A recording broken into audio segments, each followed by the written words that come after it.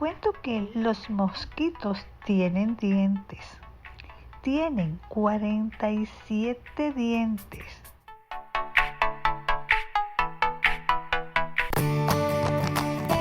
Farmacias Carol presenta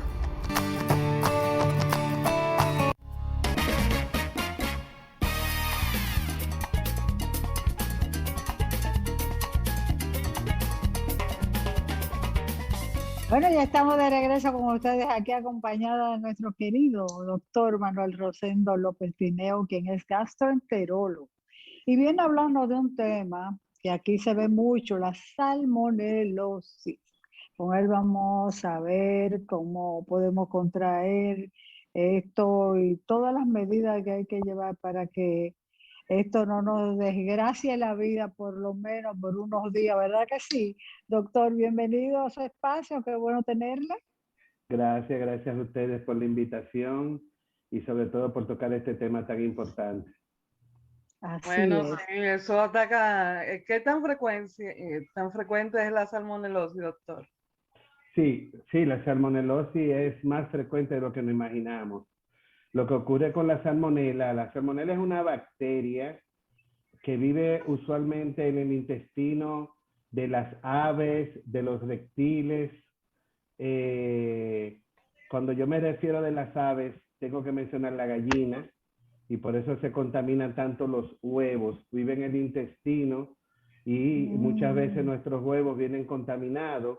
Igualmente tengo que decir en los reptiles, las tortugas, hubo un momento que se puso muy de moda las iguanas, y yo veía en la universidad, en UNIBE y en la UNFU, los estudiantes míos con una iguana colgando y esas cosas.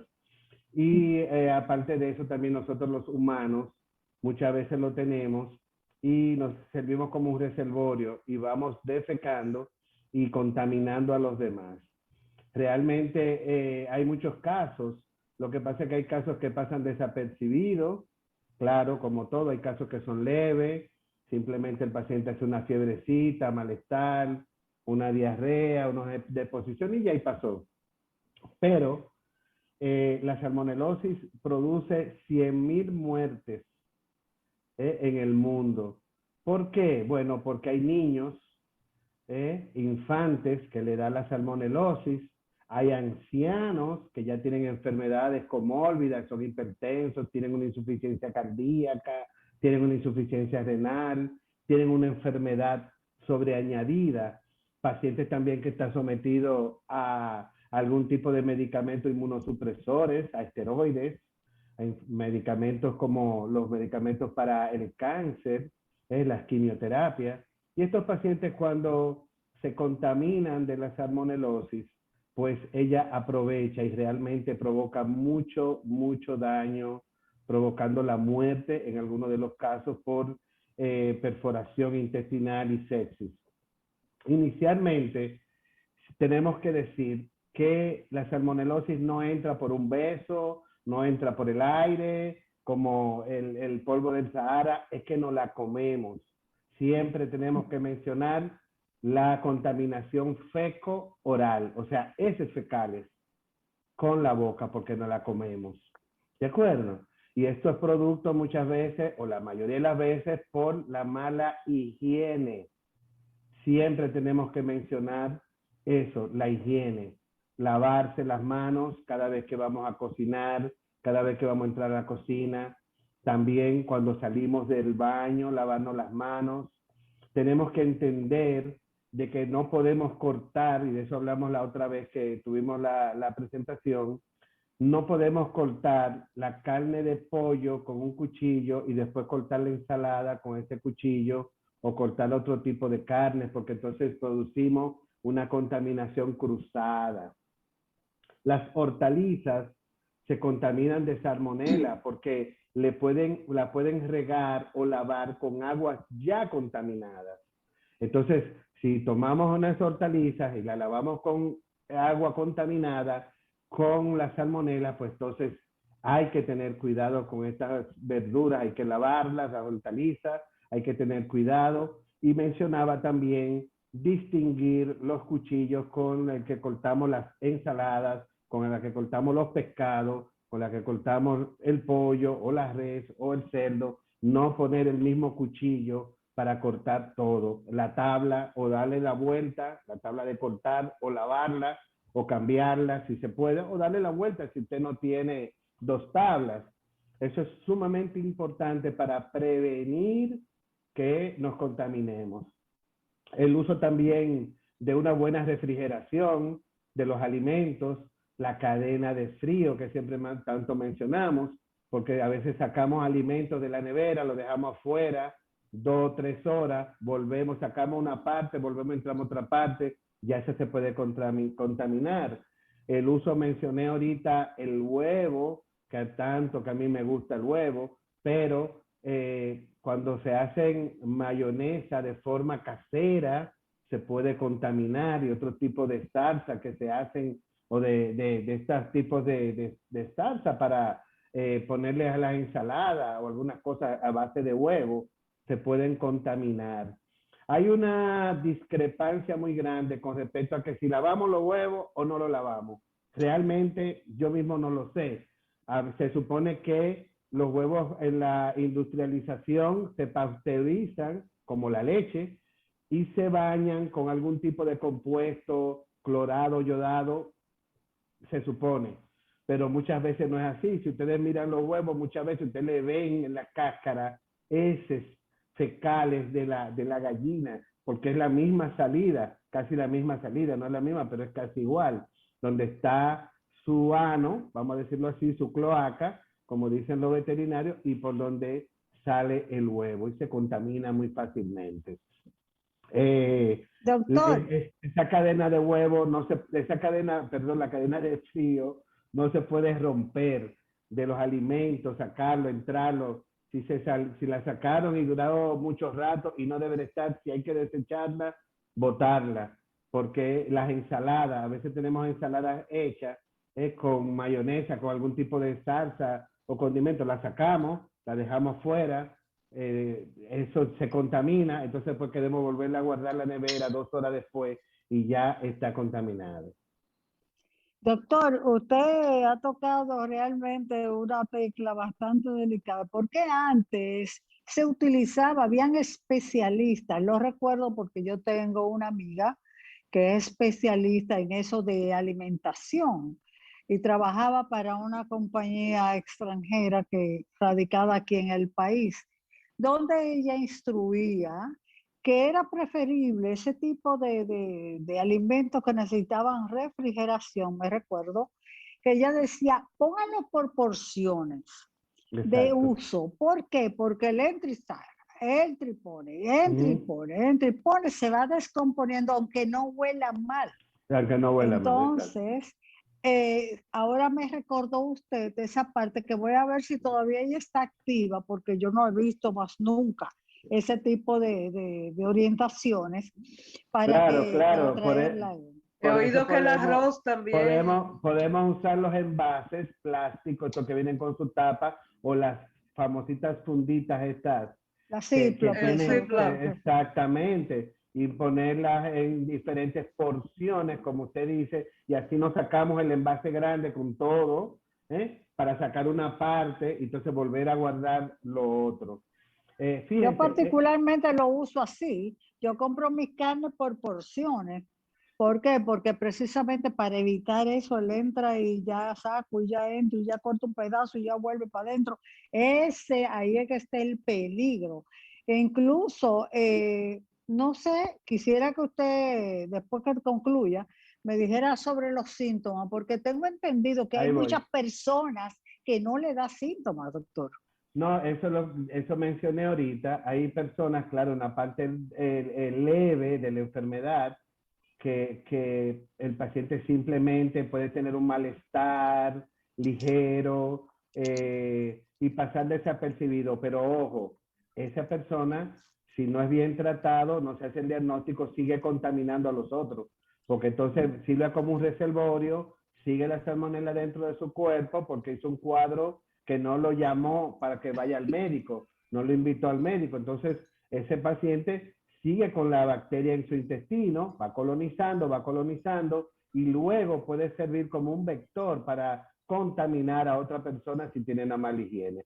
Estos cuadros de los pacientes con salmonelosis son muy agresivos, ya cuando lo hacen así, con fiebre alta, diarrea, mucha diarrea, muchas heces, produce cólico, dolor de cabeza, el paciente le puede doler el cuerpo, incluso puede tener un momento en que se le quite la diarrea y cursar con un poco de constipación, de estreñimiento, pero sigue con el malestar de la fiebre, cólicos, dolor de cabeza, escalofrío, a veces está manejando y siente como escalofrío, como que le da esa sensación, como dicen, de fiebre por dentro, que hay pacientes que dicen, me dio fiebre por dentro, sienten los escalofríos.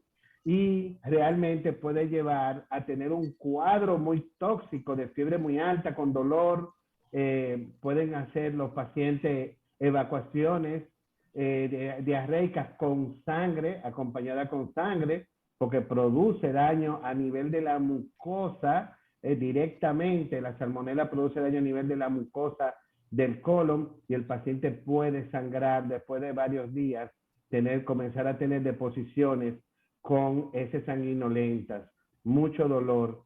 Y los pacientes tienen que entender de que cuando siente ya de que está teniendo mucho dolor, de que incluso a veces está respirando hasta con dificultad, de que se siente deshidratado, tiene que buscar ayuda médica. No pedir una receta que le diga a alguien o alguien que le diga, yo también me dio hace mucho una diarreitis y me tomé un metronidazol. No, tiene que visitar una emergencia porque el grado de deshidratación puede pasar de leve moderada a severa y el paciente tener ya la boca seca, los ojos hundidos, estar taquicárdico, o sea que la frecuencia cardíaca se le aumenta y en este sentido como comienzan a vomitar ya por la deshidratación que tiene y la pérdida del electrolito, sobre todo del potasio, entonces el paciente comienza ya a vomitar y vomita y todo lo que se come también lo está vomitando, pero está deshidratado, o sea que es un círculo vicioso y ahí es donde tenemos que canalizar al paciente, ponerle un suero, ponerle soluciones, sobre todo soluciones salinas, que es la que más usamos para hidratar a los pacientes, el uso de antibióticos de amplio espectro en ese sentido y usar algunos medicamentos que nos ayuden a mejorar las condiciones del paciente. A mí me encanta el Pectobismol, el medicamento, el subsalicilato de bismuto, acompañarlo, claro, con lo antibiótico y con medicamentos para mejorar la condición del paciente. Sí, he visto que el arroz, he escuchado que es uno de los alimentos que más cría la salmonelosis, ¿es cierto eso? Bueno, todo lo que se pueda contaminar, todo lo que se pueda contaminar, no propiamente como el arroz ya preparado solo, sino más bien si se contamina, si es manipulado. Por eso mencionaba las ensaladas, porque recuérdense algo, la base de la prevención siempre va a ser en las enfermedades infecciosas como esta, intestinales, va a ser la higiene. Lavarnos las manos, prepararnos para cocinar. Hemos ya visto que podemos usar guantes en la cocina, que podemos cortar y hacer algunas cosas con los guantes, quitárnoslo, botarlo. Igualmente también si usted en su casa está criando algún tipo de reptil o tiene tortuga o tiene aves y va a recoger las heces o cualquier animal, póngase guantes, recoja sus heces, recoja su coso, bote su guante, quítese los guantes de tal forma que no se contamine las manos y ya cuando llegue a su casa lávese las manos. La pandemia nos enseñó mucho y que sabemos que nos podemos poner los guantes para muchísimas cosas. Claro. Entonces nos lo pusimos para lavar los botellones. Entonces nos lo podemos poner para lavar las cosas y sobre todo donde hay heces de animales.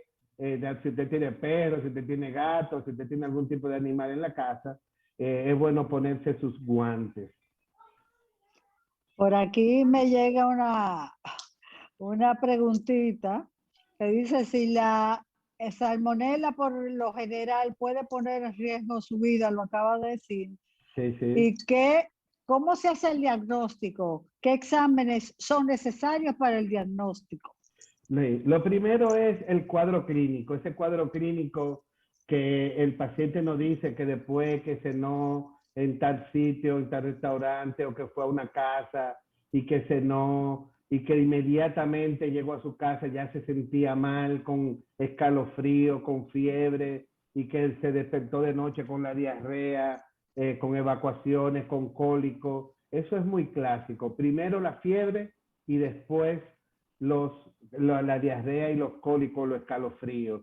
Y claro, mandamos a hacer el coprocultivo, el cultivo de las heces fecales para ver cómo viene. En lo que viene podemos ponerle tratamiento, podemos ir llevando, porque como mencioné, el cuadro clínico es muy, no es que es para uno a veces muy clásico ver ese tipo de evacuaciones por salmonela. Tenemos un familiar de la salmonela, una mancuerna que es la chiguela, que también es muy tóxica y es muy explosiva, y producen cuadros parecidos, pero funcionan casi con los mismos medicamentos que usamos. Entonces, vale la pena uno iniciar el tratamiento en lo que llega el cultivo, uno decirle al laboratorio que no avance con ese cultivo para tener los resultados. No se Ana, hace los antígenos febriles, eso no sirve para nada. Simplemente hacemos los cultivos, ya si el paciente tiene una historia larga, crónica de esta evacuación que se intercambia con cefalea, dolor y eso, que cuando decimos la fiebre de tifus, mandamos a hacer el hemocultivo. También podemos hacer hemocultivo cuando ya pasa hablan de un mes, 3 semanas, que ya es un proceso que ya es prolongado, que es largo, que posiblemente ya tú no lo encuentres en el intestino, pero sí lo encuentres en el torrente sanguíneo del paciente. Wow, o Dios sea mío. que una salmonelosis se dice así, ¿verdad? Que puede durar Salmonelosis. más de un mes entonces. Sí, no, puede durar, porque imagínense que te dé fuerte, que te dé con muchos síntomas, que tú comiences el tratamiento, pero tú lo suspendes. Ah, ya yo me siento bien, ya a mí se me quitó, en vez de durar 9 días de tratamiento, yo al quinto día suspendo el tratamiento, pasa lo mismo, me voy a quedar produciendo salmonela en mi intestino, evacuando salmonela y me convierto en un portador crónico de la salmonelosis. Y entonces puedo tener episodios que me dé en una agudización después. Puede ser al año o a X tiempo, puede aprovecharse y tener una agudización del cuadro y contaminar a los demás. Ahí es que está. Doctor, en forma rápida ya, porque me llegó una preguntita y también me va a dar su ubicación y teléfono. ¿Puede confundirse la salmonelosis con alguna alergia alimentaria? Porque hay personas, por ejemplo, que comen mariscos y lo que sea, y siempre está como con el estómago revolteado, como decimos en buen dominicano. Y siempre dicen, no, eso es alergia, eso es alergia, pero tiene los mismos síntomas de una salmonelosis. Y No, no sí, solamente pero porque comió. no, pero la alergia tiene otro enfoque con respecto a lo que son los síntomas. Fíjate que el paciente cuando hace una alergia, un ejemplo, hablaste del marisco. Si yo soy alérgico al marisco, alergia, y me lo como, yo puedo tener rash en la cara, me puedo dar náusea, vomitar, se me hincha la cara, Ok, vomito, me puede dar diarrea también. O sea que es un ok, cuadro diferente a este, ahí no hay fiebre en ese momento inicial, el paciente alérgico no tiene fiebre. Vomito mucho, me voy en vómito, se me hincha la cara, puedo tener datos de dificultad incluso para respirar por la reacción alérgica. Cada vez que me lo sigo comiendo, pues lo voy a seguir haciendo. O sea, no importa ¿Dónde, el tipo de alergia. ¿dónde podemos ubicarlo, doctor? Ya que nos pidieron Estamos pausa. sí, estamos aquí en el Centro Médico Vista del Jardín, en la 27 de febrero, el Centro Diagnóstico de Vista del Jardín, casi esquina Núñez de Cáceres. Venimos los lunes y los miércoles de 4 a 6. Perfecto. Bueno, doctor, muchísimas gracias como siempre por sacar ese tiempito para orientarnos sobre estos temas de gastroenterología, porque son los que más se ven, porque nos encanta. Sí, Y así es. seguiremos con este tema, con otros temas similares en otras comparecencias suyas. Gracias por su tiempo y señor director. Igual a Pausa. ustedes. Gracias a ustedes. Gracias, doctor. Farmacias Carol presentó